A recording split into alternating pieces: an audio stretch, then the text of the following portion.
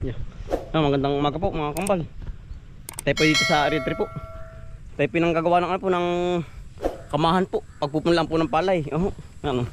Tayo pinakagawa na ng dalawa po. Yan. Ay ang tanim po natin ay sana po sa 15 po ng July. Ay kailangan po naka-prepare na. Gawin tayo po bumasa ka makalwa ng palay po. Bali bukas po ang ano na rin ang hanay. Bukas po natin ilalagay. Yung pong ating binasa na palay po. Yan. At pong ginagiyak-giyak na. Nang malapit na po ang tanim. Talaga pong taniman na naman po ang labanan. Yan tayo pinakadalawa na. Baka po rin mga 7 o 6. Aring ating mga gawang irasan po. Yan. Para po ating gamit.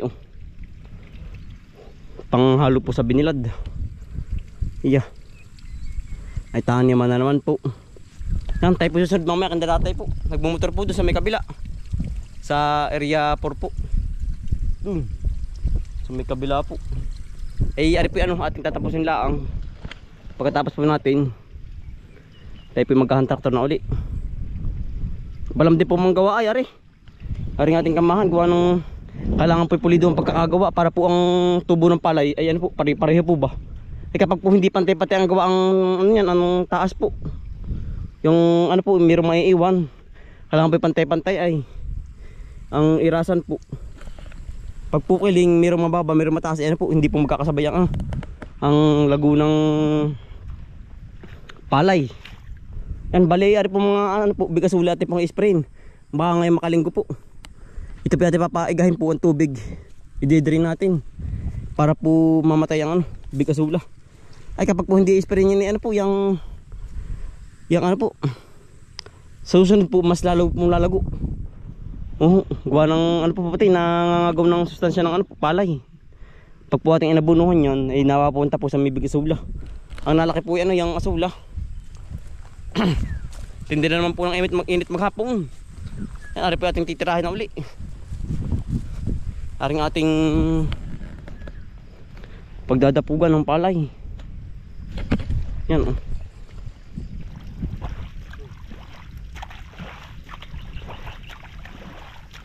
Pinarla po kahit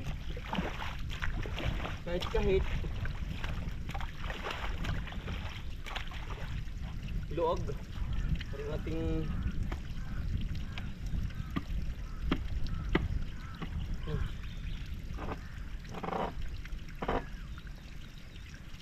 nalog na. Kailangan po yung mabangbangan. Gawa ng pag po hindi binambangan, ang palay po namamatay po. Pag po na inaman sa tubig. Kaya po ating nilagyan ng ganitong mangbang.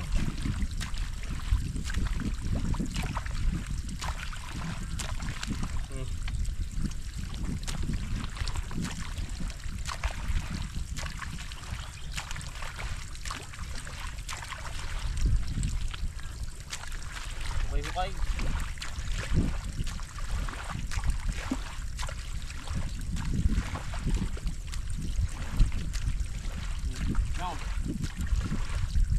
Dari po hanggang hapon agad tanghali.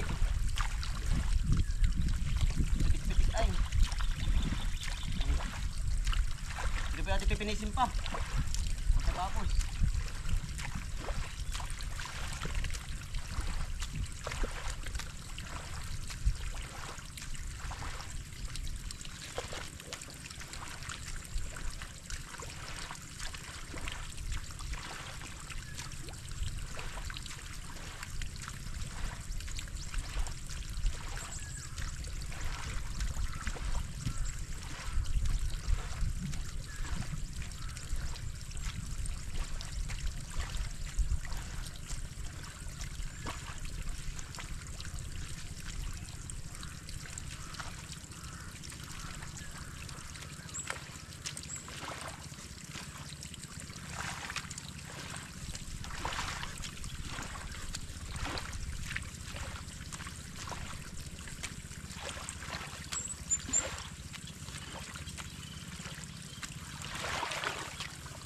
Malambot ang putik.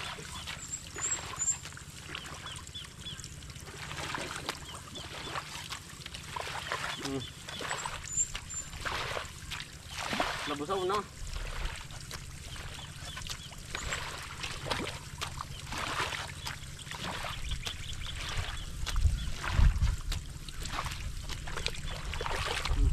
Yan.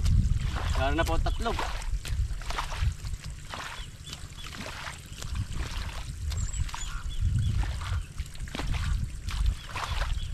Tatlo na po.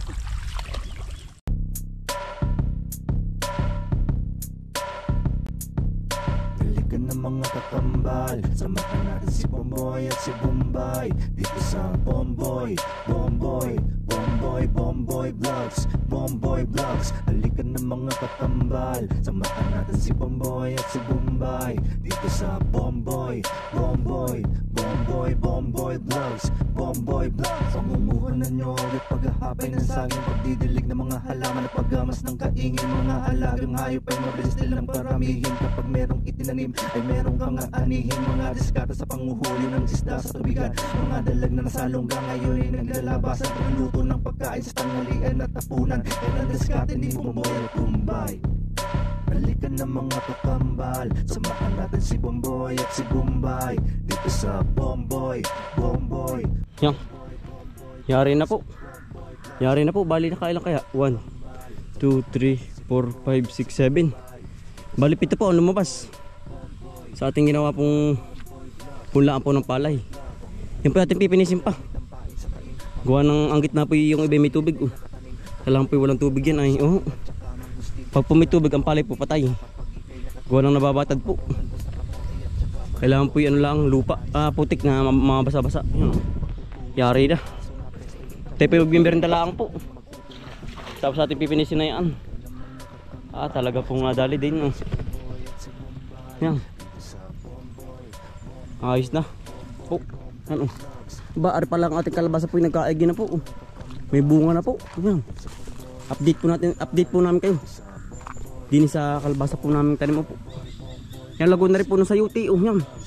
Ate po nalagyan uli ng ano po, abono. Ay kaya po ate pinabayang masukal po. Para po yung bunga ng kalabasa. Yung pong kalabasa yung medyo na rin ay.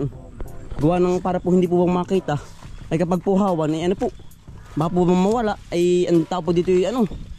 Talaga pong kanya-kanyang kuha po. Ari makukuha. Gawa ng kita po ba. Ayan. Ayan ang Laguna. Ayan. May bunga na po rin kalabasa din sa area 3 po. Ayan. Ang laki. Nagkaigi na. Yan kaya po rin ganito ka ano po sukal. Ano po kadamo.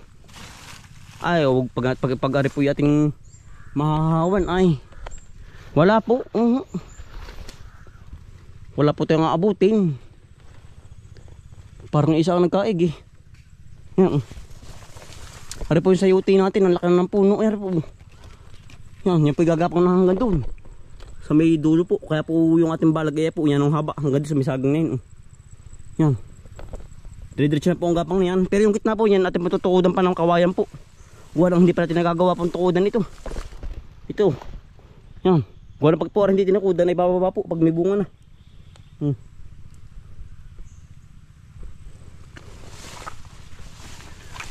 Yan ang kapal po ng kalabasa natin.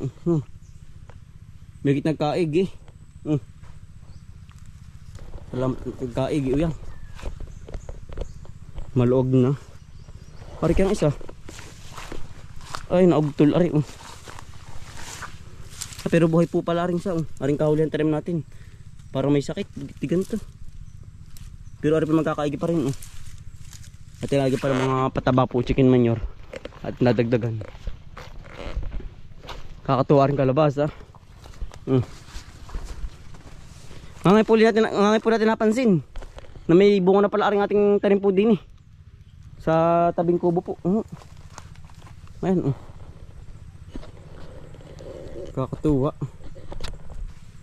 Hati pong uliin yung gitna. Baka may mga buko pa po ba para mabilang natin. Porque isa pa Ari kayang upo. Ay ari po yung upo. Nagkaigi din Ari po hindi natin nailipat. Gawa ng tatatlo po na buhay. Yung po bang ating pinalam po ba na kung natatandaan ninyo. Bubungan na rin po ito. Yan ari po yung upo. Yan, iba po ang dahon ng kalabasa sa upo. Yan ang kalabasa po. Makinis. Yan oh. May bunga na. Iisa ata. Iisa war ko nagkaig eh. Pero yan po, tuloy-tuloy pa rin po naman ang bulaklak ng kalabasang yan. Yan, maraming bulaklak. Naluluoy lang ang wari. Naluluoy. Siguro gawa ng kaulan init po. Pagkakataba po ng dahon po, gawa ng kaya po mataba. Ari po yung pinagbulok ang dayami po. Ay ang ganyan po yung mataba din pag nabulok. Yan. Pinagtresiran. Yan, taba. Dahil bulaklak, sana yung magkaig eh. Yan. Talaga pong pabilisan lang dito pag ang pag-harvest po. Pag hindi po listoy, hindi ka aabot. Isa ang ating nakita po na nagkaig eh. Tayo naman po tutulong dun kay tatay po. Maghahantaktor naman tayo. Yeah. Ari po boss, papalanan po ng palay na. Eh ate po pinapatigas-tigas lang po para po ang palay ay hindi lumubog. Bali hanggang dito na lang po mga kampal. Maraming salamat po sa inyong pagsama at pagsuporta. Araw-araw sipag lang. Bye.